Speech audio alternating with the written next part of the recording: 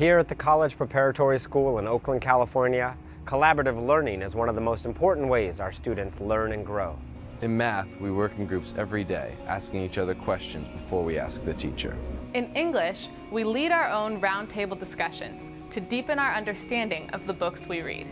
College Prep is one of the top private high schools in the country and a terrific model for collaborative learning. The good news, their practices are both replicable and affordable. Take a look at what they do for their students. It may change what you decide to do for yours.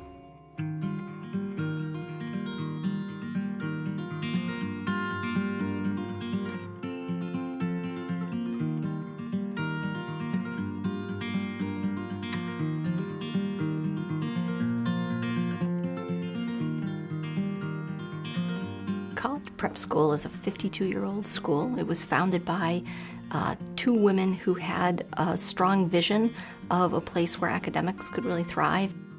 The collaborative teaching and learning that we do here is really distinctive. Individual work can be a great way to master content, but what the group work empowers and kind of enables is a student's cultivation of a certain resilience. How do you look to your neighbor as a resource? How do you test your own theories? How do you understand if you're on the right track or the wrong track? The sort of habits of mind that actually are the underpinnings of deeper scholarship. We have 45-minute classes, and the math classes meet every day. The kids come in and they go over the homework in their groups by comparing answers. I got the square root of b squared plus a squared. Yep. And then if they're having no resolution, like a problem was too hard for everybody, that's the signal that says that we need to talk about a problem or two as a class. The thing I like most about the group work is how easy it is to get help if you're stuck on a problem. I mean, you can just ask one of your group mates to help you, and everybody's really ready to lend a hand. It's these two lines, and then we do the slope formula from 0 to that. All right, here comes classwork 30. The ones I care most about are 1 and 2. And then it says draw the segment from AB to CD.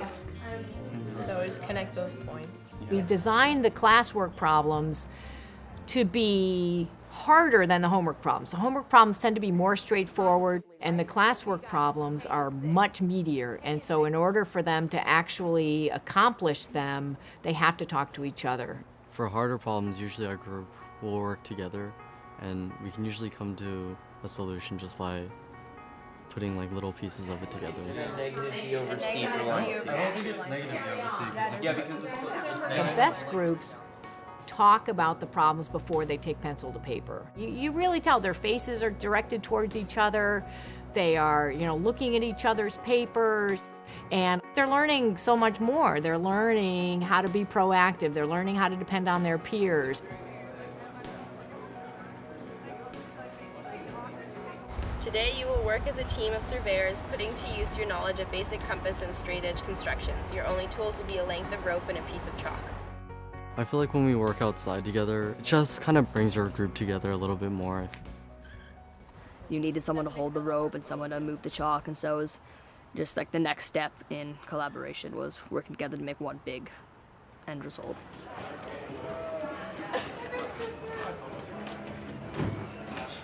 What I do in my classroom is I try to make the kids feel as comfortable and as safe to be able to take the risks that will create a good conversation. On the first day of class with the 9th grade, I start by asking the students what are the values implicit in sitting around this large wooden oval table.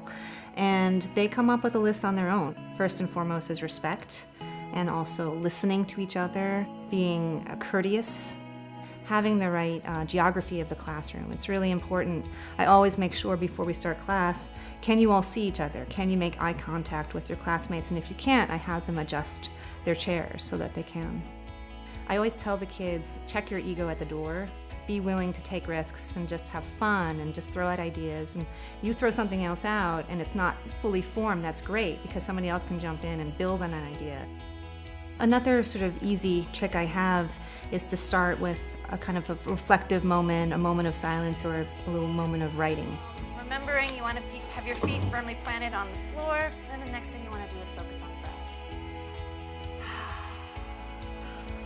How was that? You know, it only takes a couple minutes, but just having that moment to let out the anxiety is great, because it really can improve their concentration for the class so that they're able to have that kind of engaged conversation. And guys need a little bit of extra. What's important is to have a set of guidelines for the students. In this conversation, I'm going to have you guys write down the questions and then talk to each other about the conversation, about the book. And I'm going to sort of step back and take notes. And I'll do a little bit of guiding, but you guys are going to talk to each other. And there's 3 particular roles that students will fill. One is the scribe role, where one student is taking notes on the conversation so that all the other students can be fully engaged in the conversation that's happening. Another role is a little map where one student is monitoring who's speaking when, and they draw these sort of diagrams so that there's a visual map of how the conversation is going. Now, the other thing I just want to point out, since I'm showing these to you, is would you say this is a good conversation? Yes. How about that? No. Right. And then the third role is the moderator role. So I was the moderator, and it was my job to make sure that we didn't stay on one topic for too long or move too quickly. It was also my job to make sure that everybody talked. Okay, I think we should hear from someone who hasn't talked yet. Taya, Caroline, Noah, Max. Well, Athena's making him seem godlike, so I think he's just like taking a gamble at establishing. When we're having a conversation, you really feel like you're part of the conversation and not like, oh, you're sitting in the back of the class and you can't actually see the person who's talking. And also, it's a great way for people to exchange ideas back and forth and sort of have everyone contribute. Who do you think is the modern equivalent to Odysseus? Tebow. In addition to setting up the conversation the first time around, at the end of each Harkness discussion, to sort of take a few minutes to sort of check in with the students and ask, well, how'd we do? How'd you do? How do you think that went? I like that. I mean, I feel like I learn a lot more when we discuss things and we get deeper into it, so. Yeah. Great. Eli, how does that look? And I like to keep those maps so that we can kind of chart the progress in terms of Harkness discussions. And those who talk not so much, right, maybe step in a little bit, and if other people can help them, because it really is a group effort, right? Some people just need a little bit more help and a little bit of space to do it. So next time we do it, let's be mindful of that, but I think overall you guys did a really terrific job. Teaching in this discussion-based way is really the most challenging but also the most exciting form of teaching I know. It never gets old, and honestly I feel like I still have a lot to learn about it.